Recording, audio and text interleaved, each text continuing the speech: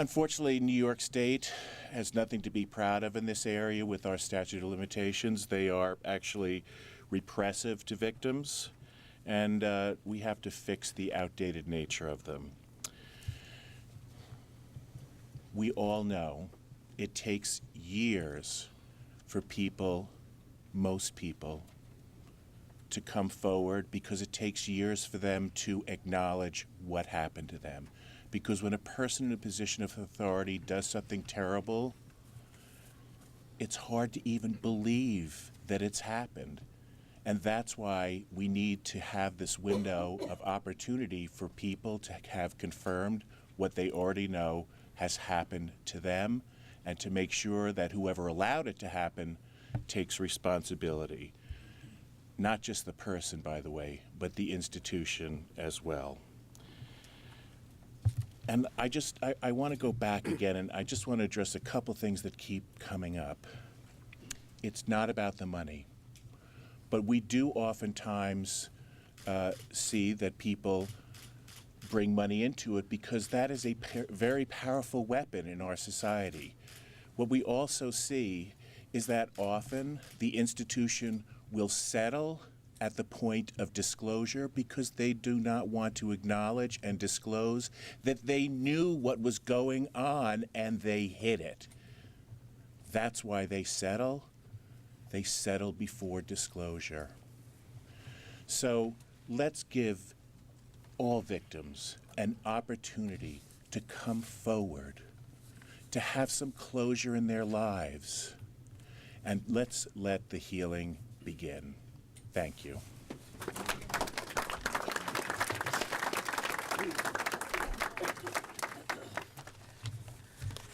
Our first speaker is Joe Edelman. Joel is one of the organizers of Survivors for Justice, a group of victims and advocates committed to raising awareness of sexual abuse in the ultra-Orthodox community and assisting victims and their families and communities in addressing this issue. Joel? Thank you for inviting me to speak here today. I am Joel Engelman, co-founder of Survivors for Justice, a group of survivors of childhood sexual abuse, survivors of childhood sexual abuse in the Orthodox Jewish community and their advocates. To Assemblymember Markey, Senators Tom DeWayne and Eric Schneiderman and other members, and to the many people who have worked tirelessly over the years to protect children from sexual abuse, as a victim I applaud your work, and as an advocate I join with you to protect the children. The passage of the Child Victims Act of New York by both the Assembly and the Senate will serve to help expose predators and prevent them from continuing to abuse innocent victims. In that regard, my experience is a striking example of why this legislation must not only pass, but must include the window, and for the statute of limitations to be lifted permanently. This is the only way to enable victims to seek justice and send a strong message to both perpetrators and the institutions who employ and protect them, and to prevent some from continuing to damage the lives of young children.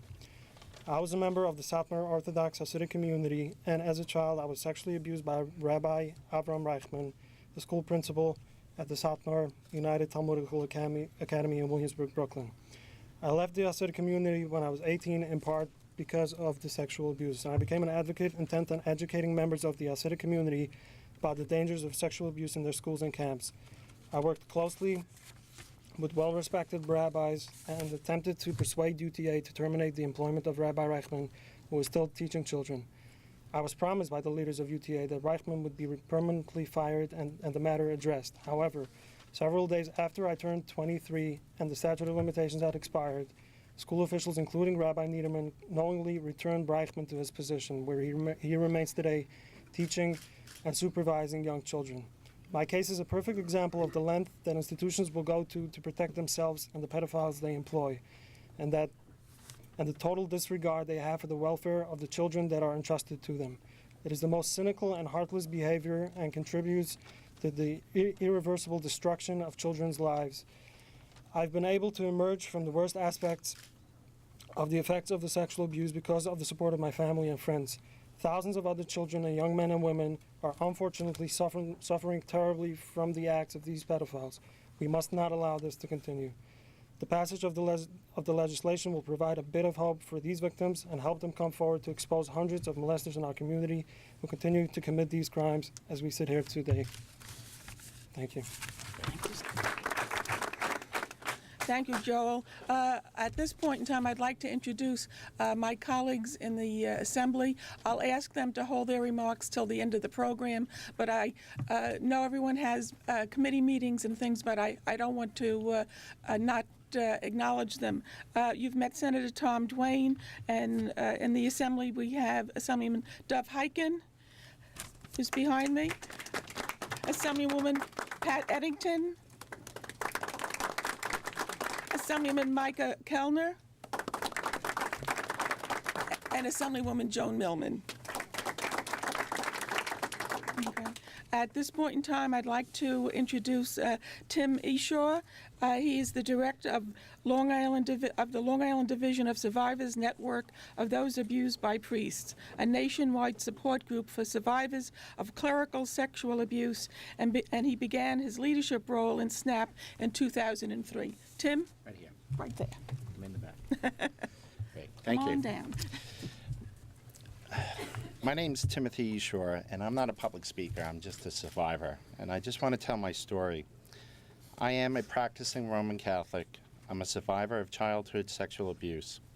I come here today to dispel the myth of the victim perpetrated by the likes of the Catholic League and various bishops in the United States. I did not come from a broken home. My parents were active in the lives of their children, the life of the church, and active in the Republican Party. I grew up in an upper middle class family on Long Island. We attended church on Sunday, volunteered to help in various causes in our community. I played sports, swam in my backyard, and occasionally I threw snowballs at cars. I'm not trying to paint a picture of a Norman Rockwell childhood. However, at one point in my life, it was pretty damn good. My only worries back then were being on a particular baseball or basketball team, who the Mets were going to trade for the upcoming season. There was no hatred in my life, except, of course, for the Yankees. Sorry, Bronx. When my older brother asked me to help him as a sacristan in our church, I jumped at the opportunity to make some extra money.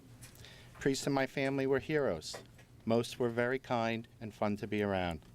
Little did I know, hiding behind one of the Roman collars was a known sexual abuser from the United States Air Force, then Father Matt Fitzgerald. In an instant, my world would fall apart, and the confusing inner life of a teenage boy who became even more complex and very dark. In the midst of all this pain, a parish priest and my parents never once stopped believing in me and helping me. Promises were made from the Chancery. Father Alan Placker, a child molester, Bishop John McGann were repeatedly broken, ignored, forgotten. We were assured that Father Fitzgerald would never again work with children. And so he was transferred to another parish, and within a few months, in charge of the youth program in St. Matthew's and Dix Hills. My family and I were devastated. Looking back 20 years later, my story is so similar to those of so many in the state of New York. We were made promises and led on by the diocese for many years and then cut off. Little or nothing was done for us, and the priests were allowed to go from parish to parish molesting. As a survivor who was abused as a child, I've told people that they can take away your innocence, but I won't let them take away my faith. And for 20 years, that was all that we had, was our faith, and that there was no voice in the church or government to speak for us. Our diocese made sure to lead us on just long enough that the statute of limitations would come to an end. It was even kept secret from us, from the church, that Reverend Alan Placker was a civil lawyer representing the Diocese of Rockville Center. He was working us and taking our